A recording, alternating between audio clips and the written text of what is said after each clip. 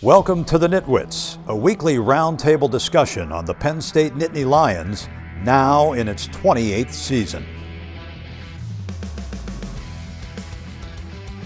Our panel features a longtime Penn State media and NitWits tag team, Neil Rudell of the Altoona Mirror and Mark Brennan of Lions 24/7 with Fight on State.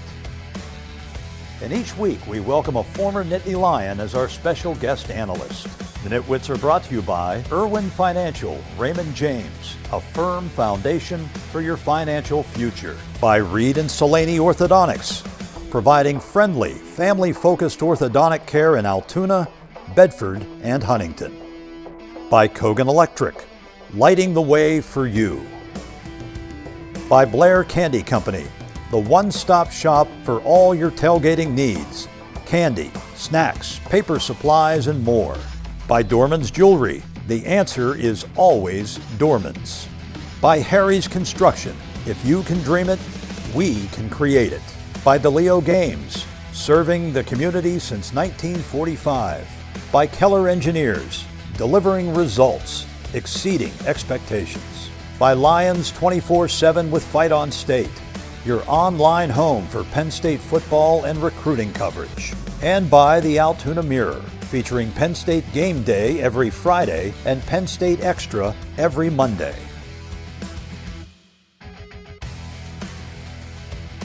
What I'm doing, getting right to it. The money is talking, I'm flowing, it's coming in just how I drew it. Yeah, you know what it is. We doing it big. Look up, there is no limit, no, we cannot settle for this. Yeah, can't stop, nah, won't stop. Yeah, spin on live. You don't believe it, just watch.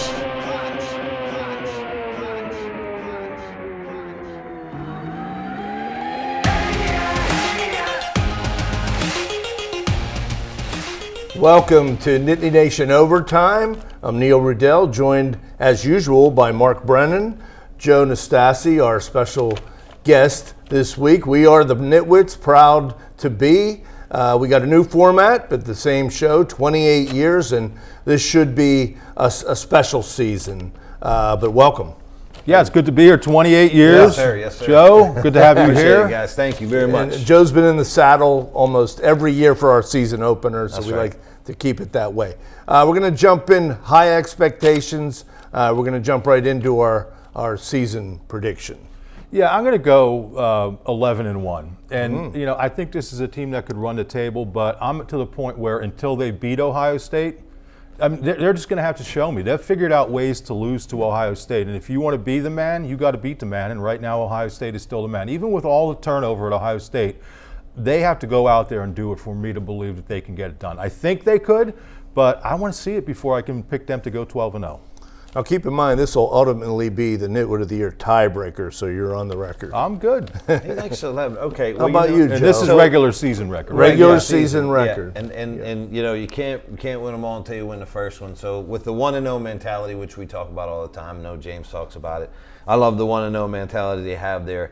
I'm going with 12-0. I'm going 12-0 regular season. The reason is because I believe in that 1-0 mentality, and I think they're going to go into that Oregon game. We get a big win there, and that's sort of the, okay, now we've got that big one. Now everything is, you know, a lot more in front of them with that Ohio State game and everything else. But don't forget about everything in between, because there's a lot of good games out there, and you know there's going to be some teams pop up that are really good. I love Joe goes 1-0 mentality, then immediately jumps to the fourth game. Well, hey, I was just saying, you got to beat Nevada first, yeah, but the absolutely. 1-0 and the Oregon is just critical for them. So It is. Well, let me point out, last year you broke your streak of picking 12-0 by picking 9-3. That's so right. you were soured last year. Well, but a couple of years ago when they did really well, you know, it was win one they should, lose one they shouldn't, you know, one of those kind of things. So, you know, I've been around a little bit, you know, but I like it this year. I love the squad. Just, again, got to maintain that 1-0 mentality.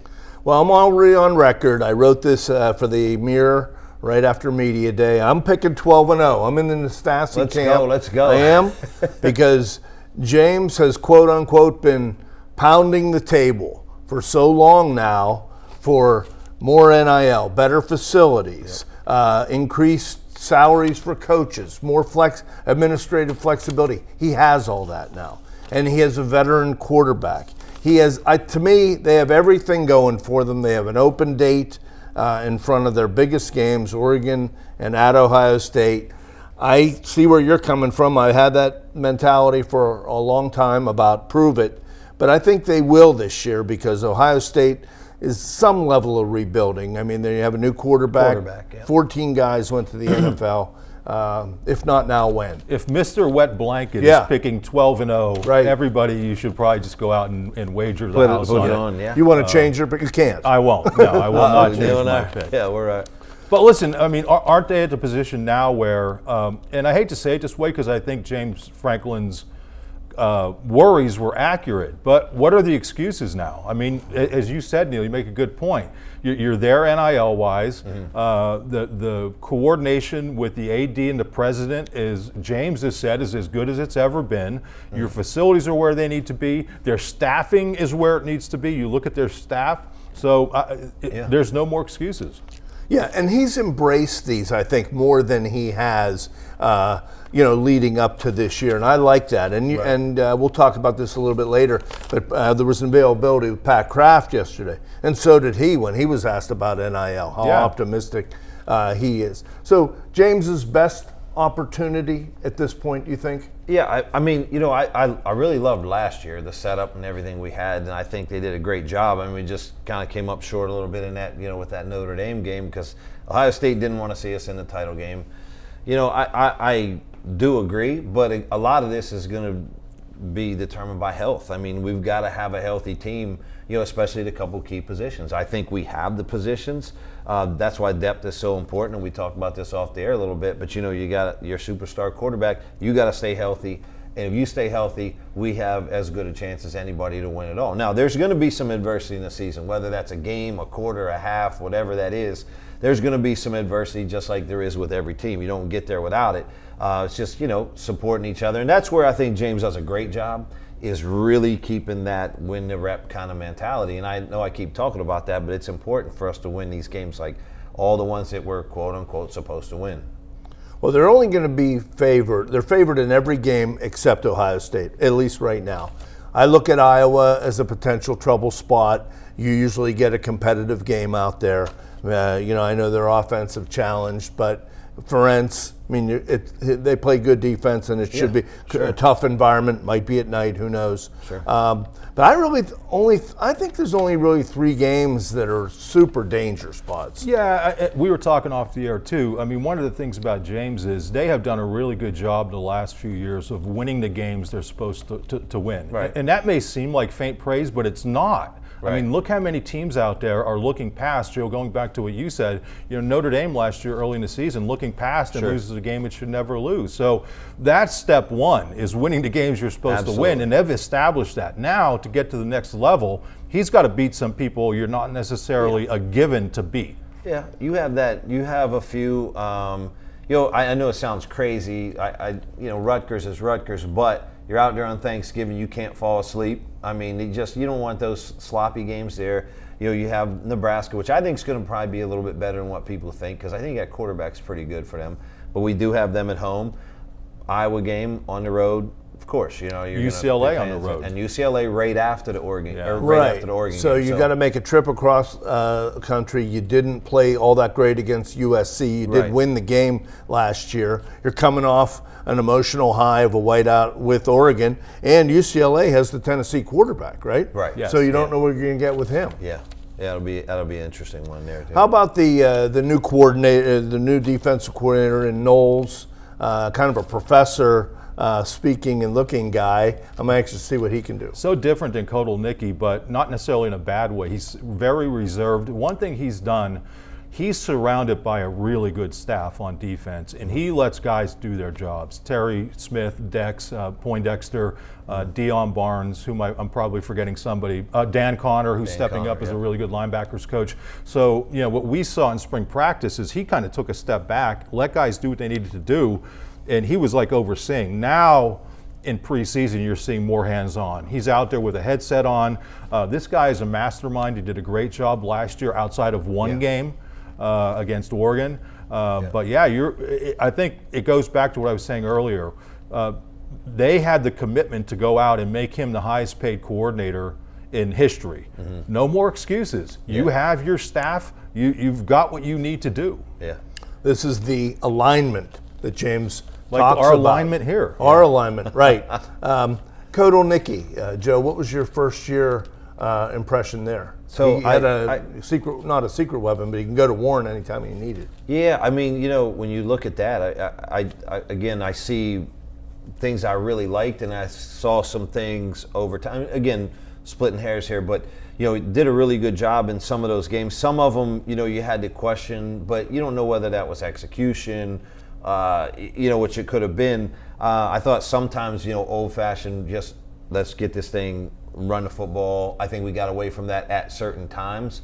Whenever things weren't going well, we just figured we were going to be able to out-scheme them. It worked at times, but when we saw some guys struggling, I wanted to see more of it, pull the reins back, get to the run game, really lean on the offensive line. I think we're going to see that this year, but again, that's not always what those coordinators want, because they're looking for the next job too. So they want to say, look at all the stuff that I can do creatively with the team that I have. Right. Well, that's a good first segment, and we're going to take our first break and move to the quarterback, Drew Aller, right after this. The NitWits are being brought to you by Irwin Financial Raymond James, a firm foundation for your financial future. By Reed and Salaney Orthodontics, providing friendly, family-focused orthodontic care in Altoona, Bedford, and Huntingdon. And by Kogan Electric, lighting the way for you. You're watching Nittany Nation Overtime. Welcome back, and Drew Aller here for his senior year, projected as a very high round draft pick or a first round draft pick. How do you assess him coming back? Clearly, Penn State is blessed to have his experience level and his presence, but just overall. Same thing as Franklin, right? He's got to win the big games. I mean, that's Drew Aller. It's time for him to step up and get that done. To his credit, he took the offseason seriously. Lost weight. I mean, he's bigger, stronger, faster. So everything is there for him to succeed, but it's one thing to do it in the offseason. When they get into clutch situations, that's what's going to determine whether he's a top 5 pick in the NFL draft or whether he goes later. He's going to be drafted, right. Just because he's so big and strong. And I think Franklin told me a couple years ago there aren't many humans with that arm strength, but there's a difference, and Joe, you know this, between arm strength and winning in the clutch. We're talking off air about Trace McSorley, one of the greatest quarterbacks in Penn State history. Why was he so great? Clutch. He won in the clutch. That's right. There's no question about it. I mean, you see him, the stature's there, the arm is there, and he's a great player. One of the things that I really love, not only about Drew, but the team and the way James has it set up, is that we have a locker room full of football players. I mean, what I know, and from being around enough, that they're football players. And the reason I say that is because not every team's built like that. Even the teams are really good, there's a lot of me in those situations. And when you get a lot of me, things don't go well and you hit a little adversity, that's when the team divides. And that's why you get leaders like you have in Drew. And that's what I think he is. And again, these guys coming back, it was a little easier decision than when, years ago, whenever you had no money. But these guys were able to at least, have that money. So when they're asking, well, these guys all came back. Well, at a place like Penn State, you can come back because you're going to financially be in good shape as opposed to going to the NFL. So him coming back, though, and taking it serious, now you got a locker room full of football players. Drew's a leader. Those guys are leaders out there. It's the year to get it done. Hey, quick note on Aller. I don't want to talk over you, Neil, because you're not getting enough in here as the host, which is amazing. But since his freshman year, he's lived with offensive linemen. And even now, he's making all this NIL money, and he's still living with Drew Shelton and other offensive linemen. So to me, I love that, because that's telling you that this guy knows who the most important people on the team are. Yeah. Well, he was 4 and 3 interceptions to touchdowns in their 3 losses. He's just got to play better in the biggest moments, and so do they. I mean, they arguably lost I think they were better than Notre Dame. For sure. And I think they've been better than Ohio State sometimes. They just have mastered some come-from-ahead losses. So clearly, like you said, the coach and the quarterback get most of the credit, most of the blame, and they're measured by what the better core of receivers now. And I thought it was interesting, which James, I saw in your video last night, that he said that Pena's a little better than he even thought he was. So between him and Hudson and Ross, it's a new cast. Yeah. Well, Joe is the receiver. Yeah, I mean, I had an opportunity to see some of those guys. Definitely better. And again, I keep talking about them being football players because that's what they are. So they got a room of guys that will study. And that was the thing I think as a fans, you don't know and you don't see it because you're not there. But some of the guys in the past may not have been film guys or were more about let me see what I can do. So I know we put the blame on the quarterback, like you said, rightfully so, head coach, rightfully so. But at the same time, those guys may have been off on what they were supposed to do on certain routes and what they were going to do. And that has a lot to do with a completion success, so on and so forth. 1 or 2 completions down the line, we're sitting here talking about something different with last year's game. So, yeah, Drew's going to take a lot of that heat. But, yeah, I really like the room that they put together there at wideout. I do. Here's a wild stat. Liam Clifford, top returning receiver in terms of touchdowns scored with 1. Hudson had 1 touchdown against Penn State at USC, so he has as many touchdowns against Penn State. So that's the stat from 4 wide receiver coming back, returning. Oh, yeah. Okay. Yeah. They're saying we're going to take another break, so we will be back, and we're going to do a little quick hitting on some of the other position groups. The NitWits are being brought to you by Blair Candy Company, the one-stop shop for all your tailgating needs. Candy, snacks, paper supplies, and more. By Dorman's Jewelry. The answer is always Dorman's. And by Harry's Construction. If you can dream it, we can create it. You're watching Nittany Nation Overtime. Okay, we got to the skill players, quarterback and receivers. Let's hit some other areas of strength. Well, it's funny, we didn't even mention the running backs because they're obviously a given, but positions of strength is secondary. I mean, Zakee Wheatley to me was playing at an elite level late in the season. I think to be able to build around him and A.J. Harris is just a great nucleus to have, and they have some really good depth there. Elliott Washington was playing great ball at the other corner in the spring. A.C. Collins. Squirrel, which is his nickname. Good player. That's secondary. Terry Smith and I call him Poindexter have done just a great job. So that's, as I look at this team, that in the O-line.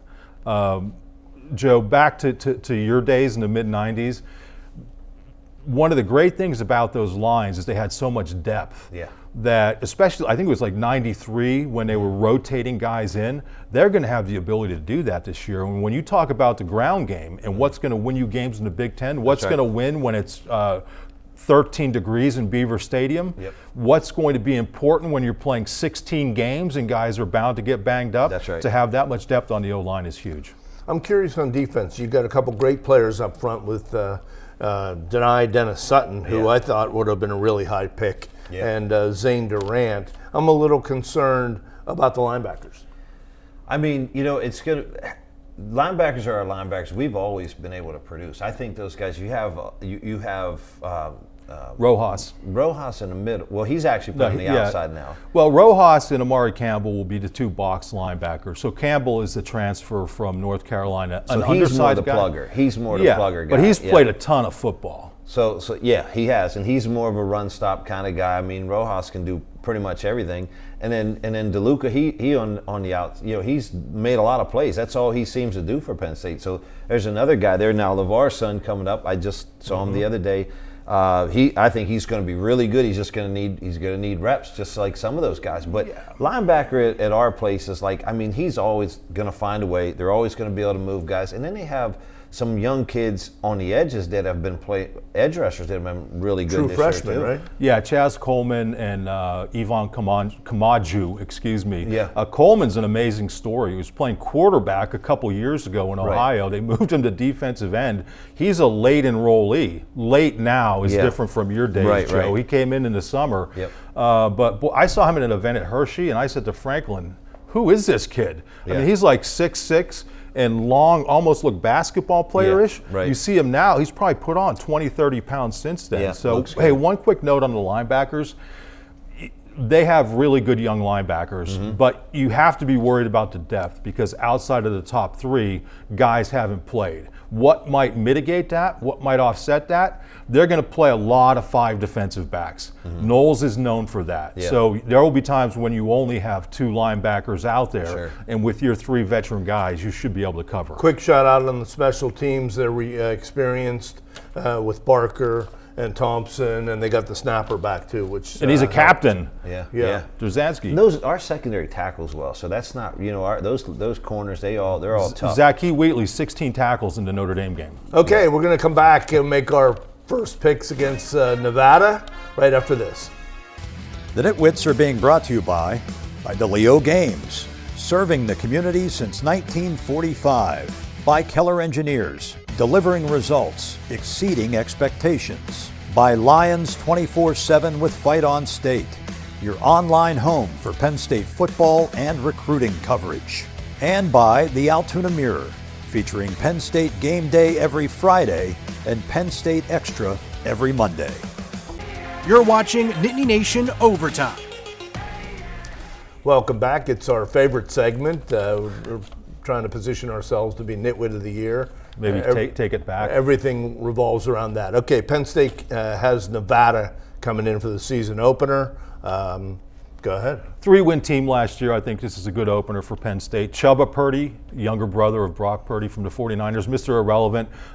He's the one guy who kind of makes things go for him, but I think it's going to be an easy game for Penn State. 51-7 Nittany Lions. Right on the number. Yeah. How about you, Joey? He just took a rate. I was going 45-10, but I'm going 45-10 Penn State. Again, I don't know anything about Nevada, but I just know that Nittany Lions are going to show up. Yeah, tough to lay that many. I kind of think Penn State will be looking to get a lot of guys in the game. James sort of alluded to building depth these first. That could be dangerous for Nevada. I'm going to say 50-10.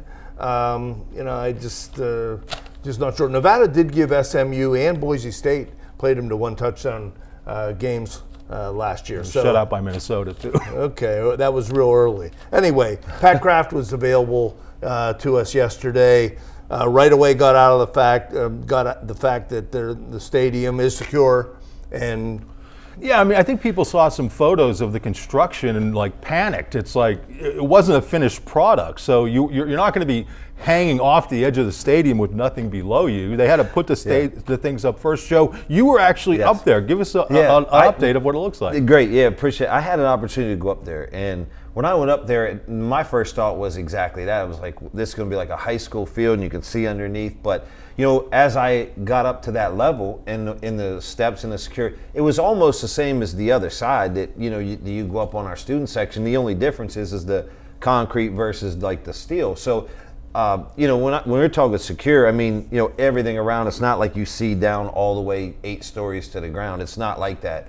I thought it was secure. The fencing's nice around there. Everything's built to need, and they're going to have concessions back there, bathrooms back there. I saw where everything was going to go, so it's not going to feel that much different than when they have it done. And amazingly, there are only going to be 352 fewer than capacity from last year. Just a great job by Penn State being able to pull that off. 352. Wow. And Kraft, Okay. and Bendapudi.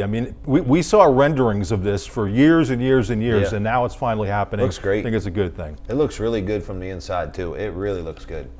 Well, good luck with your picks. We do have Steve Smear as our next Nitwit next week. We look forward to that.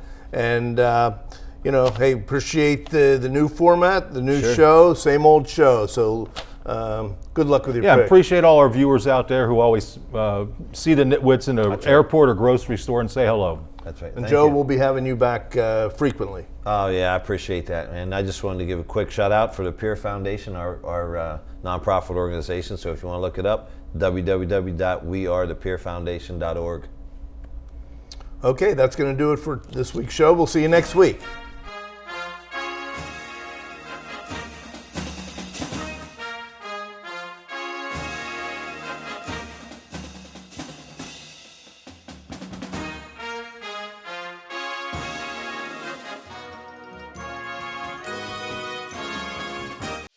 The NitWits have been brought to you by Irwin Financial, Raymond James, a firm foundation for your financial future. By Reed and Salaney Orthodontics, providing friendly, family-focused orthodontic care in Altoona, Bedford, and Huntington. By Kogan Electric, lighting the way for you. By Blair Candy Company, the one-stop shop for all your tailgating needs. Candy, snacks, paper supplies, and more. By Dorman's Jewelry, the answer is always Dorman's. By Harry's Construction, if you can dream it, we can create it. By DeLeo Games, serving the community since 1945. By Keller Engineers, delivering results, exceeding expectations. By Lions 24/7 with Fight on State, your online home for Penn State football and recruiting coverage. And by the Altoona Mirror, featuring Penn State Game Day every Friday and Penn State Extra every Monday. Thanks for watching, and we'll see you next week.